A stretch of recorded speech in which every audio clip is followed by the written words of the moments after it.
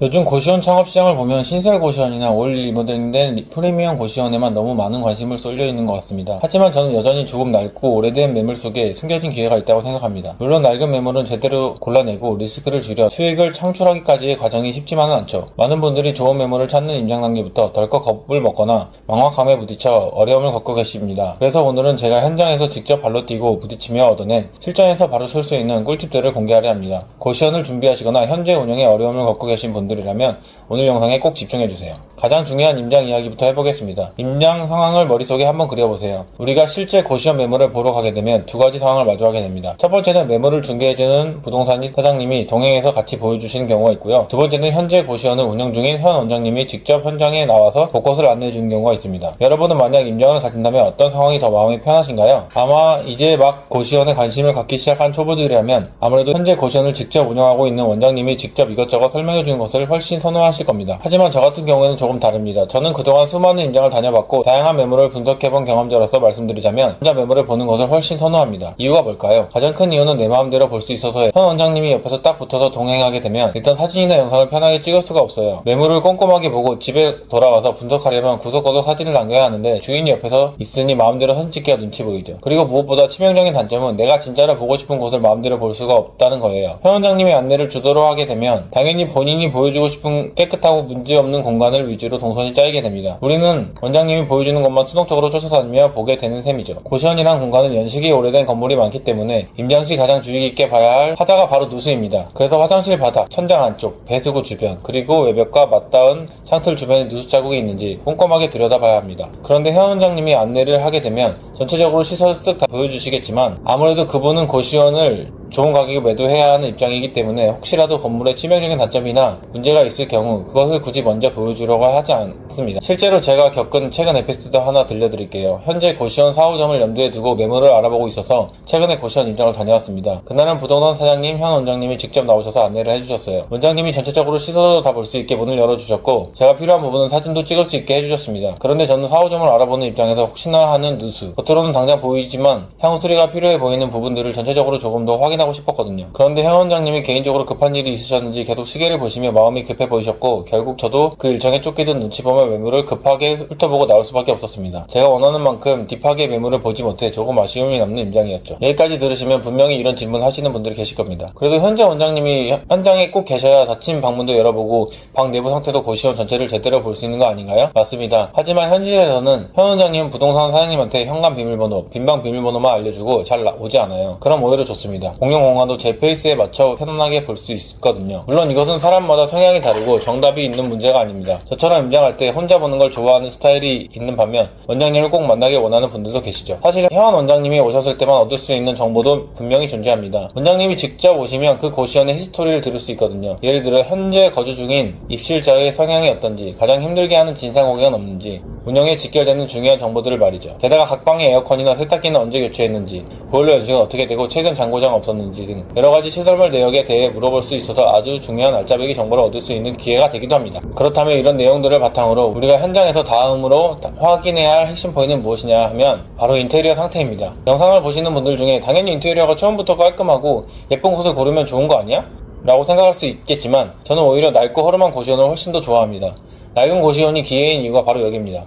제가 낡은 고시원을 선호하는 명확한 이유가 있습니다. 내가 인수하려고 찍어둔 고시원은 비록 낡고 볼품 없을지라도 주변 상권을 둘러봤을 때 경쟁 고시원들의 인테리어가 전반적으로 잘 되어 있다면 이것은 우리에게 기회로 작용합니다. 낡은 고시원을 저렴하게 인수해서 정말 최소한의 비용만 들이는 겁니다. 수천만 원이 드는 화려한 올 리모델링이 아니라 가성비 좋게 도배와 장판 정도만 새로 싹 바꿔서 분위기만 반전시켜주는 거죠. 그리고 요즘 트렌드에 맞게 방 사진을 예쁘게 찍어서 광고 올립니다. 이렇게 약간의 수고로움과 최소한의 비용으로 기존에 받던 월세에서 방당 최소 2에서 3만원 정도는 더 올려받을 수 있습니다. 고시원은 방개수가 많기 때문에 방당 2, 3만원이 모이면 한 달 전체 수익률에 엄청난 차이를 만들어냅니다. 들어오는 매달 순이익이 늘어나는 것은 당연하고요. 더욱 중요한 것은 이렇게 수익을 높게 세팅해 놓으면 나중에 고시원을 매도할 때 받을 수 있는 권리금 역시 수천만원 이상 훌쩍 뛰어오릅니다. 이게 바로 제가 낡은 고시원을 선택한 이유이자 자본을 불려나가는 가장 확실한 투자 공식입니다. 그렇다면 주변 고시원들의 인테리어 상태나 시세는 어떻게 파악할까요? 물론 직접 발품 팔아 주변 고시원들을 일일이 방문해 보는 것이 가장 확실하겠지만 현실적으로 시간과 체력의 한계가 있죠. 굳이 다 가보지 않아도 충분히 파악할 수 있는 방법이 있습니다. 바로 네이버 검색이나 고시원 전용 어플인 고방을 적극적으로 활용하는 것입니다. 고방 어플에 들어가서 내가 임명한 지역을 검색해보면 주변 경쟁 고시원들의 내부 인테리어 사진과 현재 받고 있는 월세 시세가 아주 상세하게 다 나옵니다. 이걸 내 매물과 꼼꼼하게 비교해보면 내가 이 낡은 고시원을 인수해서 도배장판만 새로 꾸미면 저기 있는 깔끔한 고시원 시세만큼 월세를 올릴 수 있겠구나, 혹은 여기는 아무리 내가 손봐도 월세 올리기 힘든 동네구나, 이를 객관적으로 판단할 수 있는 기준점이 생기는 겁니다. 이게 이론적인 이야기가 아닙니다. 제가 실제로 제 고시원 1호점을 운영할 때 겪었던 실화를 말씀드릴게요. 처음에 인수했을 때 그곳은 방 하나당 월세 33만원을 받던 그저 그런 고시원이었습니다. 저는 큰 돈을 들이지 않고 제 손으로 직접 바닥에 데코 타일을 셀프 시공을 했습니다. 그리고 방을 아늑하게 꾸며서 사진을 이쁘게 찍어 광고에 올렸습니다. 결과가 어땠을까요? 33만원 받던 방을 곧바로 36만원으로 올려서 방을 채웠습니다. 고시원뿐만이 아닙니다. 제가 현재 운영 중인 모텔의 경우도 똑같은 원리를 적용했습니다. 처음 인수 당시 월세 50만원 받던 낡은 방이었는데 도배장판 그리고 깔끔한 가구 몇 개만 투자해서 방의 가치를 확 바꿨습니다. 그 방이 지금은 얼마를 받고 있는지 아시나요? 무려 150에서 160만원 받고 있습니다. 약간의 기획력과 실행력만 있다면 공간이 창출되는 수익은 이렇게 드라마틱하게 바뀔 수 있습니다. 여기까지 들으시면 영상을 보시는 분들 중에 속으로 이렇게 반문하시는 분들이 꼭 계실 겁니다. 아니, 그렇게 피곤하게 도배장판 신경쓰고 낡은 거 고치느니 처음부터 그냥 깔끔하고 예쁘게 다 세팅되어 있는 고시원 인수하면 안 돼요? 하셔도 됩니다. 고시원도 그 안에 들여다보면 정말 다양한 유형에 존재하거든요. 풀옵션 프리미엄 고시원, 방 안에 화장실과 샤워실이 있는 원룸형 고시원, 미니룸과 원룸형이 섞여있는 혼합형 고시원, 그리고 공용 화장실을 쓰는 미니룸 고시원까지 정말 다양합니다. 이 중에서 본인의 성향과 스트레스 감내 수준에 따라 맞는 고시원을 선택해서 운영하시면 됩니다. 하지만 제가 꼭 드리고 싶은 조언이 이겁니다. 나는 무조건 깨끗하고 예쁜 고시원, 신설 프리미엄 고시원만 할 거야.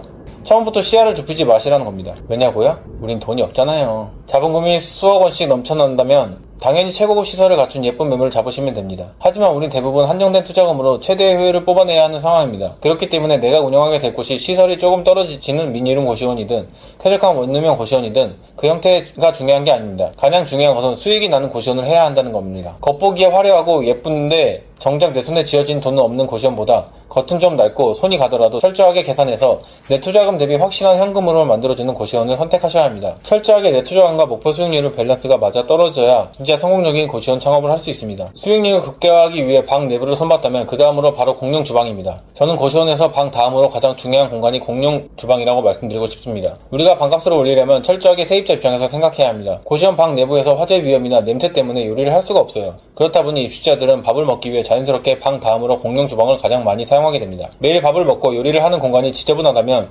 아무리 방이 좋아도 입주자들의 만족도는 떨어질 수밖에 없습니다. 그렇다고 해서 주방 인테리어에 수백만원 큰 돈을 쏘아부을 필요는 전혀 없습니다. 핵심은 비용을 최소화하되 무조건 깔끔한 상태를 유지하는 겁니다. 주방을 깨끗하게 세팅해 놓으면 신기하게도 입주자분들이 역시 그 공간을 아주 깔끔하게 사용하십니다. 반대로 주방이 지저분하고 관리가 안 되어 있다면 입주자들도 함부로 쓰게 되는 악순환이 발생하죠. 제가 1호점을 운영할 때 실제로 적용했던 공용 주방 인테리어 꿀팁 하나 풀어드릴게요. 처음 인수했을 때 주방이 낡고 칙칙했습니다. 하지만 저는 큰 돈을 들이지 않아 낡고 색이 바른 싱크대 상부장과 하부장에 깔끔한 흰색으로 인테리어 필름으로 작업을 했습니다. 이것만으로도 주방 분위기가 180도 달라지거든요. 그리고 바닥에는 깔끔하게 데코 타일 시공했습니다. 그리고 찌든때가 가득했던 오래된 주방용품들은 전부 버리고 새 것으로 싹 교체해 빛에 들었습니다. 냄새나고 위험해 보이던 낡은 가스레인지는 폐기 처분하고 깔끔하고 안전한 인덕션을 설치했죠.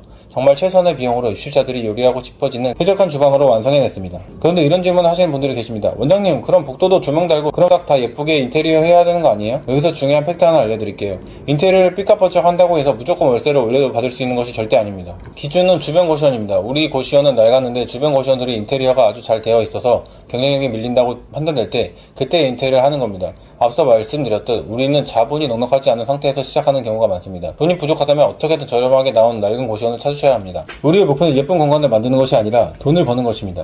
이 본질을 절대 잊으시면 안 됩니다. 낡은 고시원을 싸게 인수해서 꼭 필요한 곳에만 최소한의 비용을 들여 공간을 깔끔하게 만들고 사진을 예쁘게 찍어서 광고를 올리면 됩니다. 고시원에서 반드시 신경할 핵심 포인트, 그것은 바로 화장실 누수 점검과 계약서 누수 특약입니다. 고시원을 임장하실 때 원룸형 고시원이라면 각 방에 있는 화장실을, 미니룸 고시원이라면 공용 화장실을 꼼꼼하게 보셔야 합니다. 고시원은 특성상 연식이 꽤 오래된 건물에서 운영되는 경우가 많기 때문에 누수 가능성 염두에 두어야 하는데요. 고시원에서 누수가 터지는 곳은 대부분 화장실입니다. 따라서 임장을 가셨을 때 빈방이 있다면 화장실 바닥 상태, 특히 타일 사이의 줄눈이나 배수구 주변을 꼼꼼하게 체크해 주셔야 합니다. 하지만 고시원 창업을 준비하시면 누수 터지면 어떡하지? 하고 지레 겁부터 먹고 밤점 설치는 분들 너무 걱정하지 않으셔도 됩니다. 바로 고시원 양도양수 계약을 진행될 때 누수 특약 1개월 반드시 넣는 것입니다. 이 특약을 넣게 되면 내가 고시원을 인수하고 나서 1개월 안에 누수가 발생했을 때 전원장이 그 수리 비용과 책임을 지게 됩니다. 그런데 임장할 때 최대한 꼼꼼히 보시고 인수한 직후 한 달 동안은 꼼꼼하게 체크하면 누수 스트레스는 없을 거예요. 사실 저도 1호점을 처음 운영할 때 누수 때문에 힘들었어요. 어느 날 갑자기 1층 식당에서 천장에 물이 샌다고 다급하게 연락이 온 거예요. 그때는 저도 고시원 운영 초보 시절이라 머릿속이 하얘져서 바로 고시원으로 갔습니다. 누수 위치를 확인하고 의심가는 방을 찾아 확인해보니 원인은 화장실 바닥에 낡은 주름 틈새였습니다. 누수업체를 불러서 공사를 진행하고 상황을 수습했죠. 솔직히 말씀드리면 그때 누수 스트레스가 너무 심해서 고시원 당장 때려치워야겠다라는 생각을 했습니다. 그런데 여러분, 포기하고 싶었던 제가 지금 벌써 4호점을 임장을 하고 있습니다. 원장님, 특약 기간 한 달 지나고 나서 누수 생기면 어떡해요? 간단합니다. 문제가 생기면 그냥 해결하면 됩니다. 처음 그렇게 되면 당연히 당황스럽고 눈앞이 깜깜하겠지만 세상에 해결 못할 문제는 없습니다. 누수업체 사장님들이 오시면 원인 파악부터 공사까지 다 알아서 완벽하게 해결해 주십니다. 우리는 그저 비용을 지불하고 전문가에게 맡기면 되는 거예요. 그런데 여기서 끝이 아닙니다. 오늘 영상 끝까지 시청해 주신 여러분을 위해 정말 중요한 꿀팁 하나 알려드릴게요. 누수업체 부르면 생돈 깨지는 거 아니냐고요? 제 오프라인 원데이 클래스에 오시면 내 돈을 한 푼 들이지 않고 누수를 해결하는 노하우를 전부 공유해 드리겠습니다. 이 방법 하나만 알아가셔도 수백만원 수입이 아끼실 수 있어요. 해당 내용이 궁금하신 분들은 지금 바로 영상 아래 고정 댓글 링크를 클릭해 주시기 바랍니다. 제가 현장에서 직접 부딪히며 얻은 꿀팁들이 여러분의 성공적인 창업에 큰 도움이 되시길 바랍니다. 오늘 영상이 도움되셨다면 구독과 좋아요, 알림 설정 부탁드리며 저는 다음 영상에서 더 도움되는 실전 정보를 찾아오겠습니다. 감사합니다.